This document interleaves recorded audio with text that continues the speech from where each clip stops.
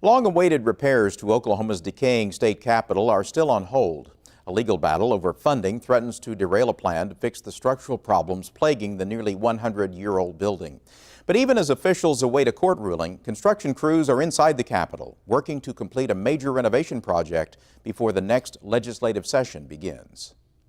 On the 5th floor of the Capitol, several offices lay empty, stripped down to bare walls. Desks, chairs, and bookcases sit in a hallway, awaiting the move to a new location. It's all part of renovations paid for through a $7 million appropriation approved by lawmakers as part of the 2014 state budget. Trey Thompson is vice chair of the Capitol Preservation Commission. And one of the things that we're trying to do is work to restore the Capitol to its original beauty as much as possible and to still be able to function with state government. The centerpiece of the project is recreation of a large conference room that was located on the 5th floor decades ago. The room was later subdivided into small offices for legislators. Now, crews are working to restore the area to its original dimensions, including a 22-foot high ceiling. The large conference room will provide space for all 48 senators if necessary, along with visitors who want to attend committee meetings.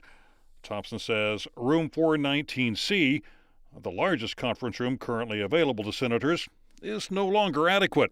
Staff is very cramped in there. The legislators have to cram in there. There's very little room to walk or to move. Spectators can't even fit in that room, and so overflow space is needed. The project hasn't been without controversy. When the legislature passed the new fiscal year budget, lawmakers from both sides of the aisle objected to spending money for remodeling, while other areas of state government are still struggling to recover from previous budget cuts. There are just a few flaws that we can't overlook. Spending $5 million to fix offices downstairs, upgrading the Capitol down there, and not being able to give corrections or troopers a raise. My office is going to be remodeled with money that comes out of the state budget. I just want to go on record to say, if you didn't already know, I didn't ask for it. I don't want my office remodeled. Thompson insists the only Senate offices that are being remodeled are those that are being torn up as a result of construction on the 5th floor. The main reason we're doing that is because they have to come in and tear out the electrical and the carpet and that kind of a thing. And so that'll be put back and it'll be a little bit newer and nicer. But by and large, for the majority of members, no, their offices are not being remodeled. Other rooms that were left vacant when the state Supreme Court and appellate courts moved out of the Capitol 2 years ago are being converted to office space for House members. There are concerns that renovations may conflict with plans to fix the aging structure's plumbing and electrical problems. John Estes is a spokesman for the Office of Management and Enterprise Services, which oversees building maintenance. There's still a possibility that once we get into the big project, any part of the building could have to be torn up to address a major issue. That's always going to be a possibility, and that's why we believed that the smartest route was to do everything all at once. They felt like there were some immediate needs they had to take care of immediately, and we're working with them on those needs to make sure that we can link those up with the bigger project. Katie Byers with the firm MA Plus Architecture, which is handling the renovations, says they've worked carefully to minimize any conflicts. But Byers admits there's a chance some work might have to be redone once major repairs begin.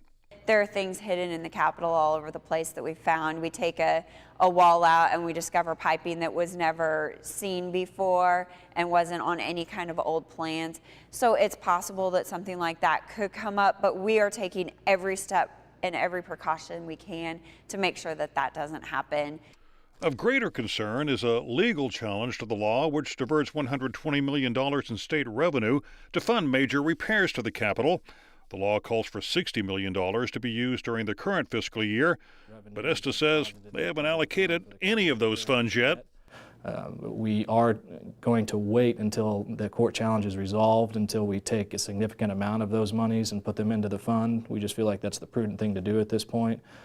Estes believes the state Supreme Court will issue a ruling on the legal challenge in the near future, but concedes they can't wait much longer to begin repairs. We do have some real concerns. If we can't get at least some of these portions of the project moving in the next few months, our agency would recommend that we look at some emergency mechanisms to address some of the safety hazards and the environmental concerns that we have throughout the building. We have areas that are covered so that you aren't hit by a piece of falling rock. We have areas that sometimes have to be closed due to environmental issues, and sometimes there's too much standing water to pass in certain areas, and that's not only a bad message to send to our visitors, it's a safety hazard for employees at times. One area that's come under increasing scrutiny is the tunnel, which travels from the east side of the Capitol under Lincoln Boulevard. Recent rains have underscored the problems the tunnel has with leakage. A lot of the joints that support the tunnel have failed, and water comes in from the ground almost any time it rains. And if it rains a lot, we get a lot of water standing in the tunnel. We have permanent pump systems that can pump a lot of that out, but oftentimes if it rains extensively, those pumps can't keep up.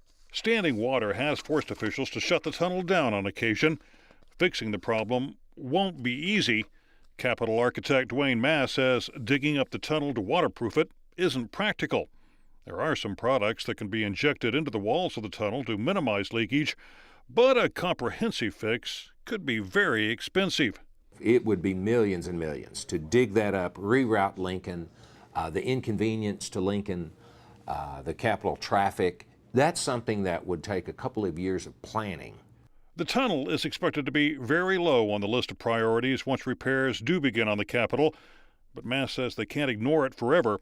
Unless something is done, the tunnel's structural integrity could eventually be compromised, creating more problems for Oklahoma's crumbling capital.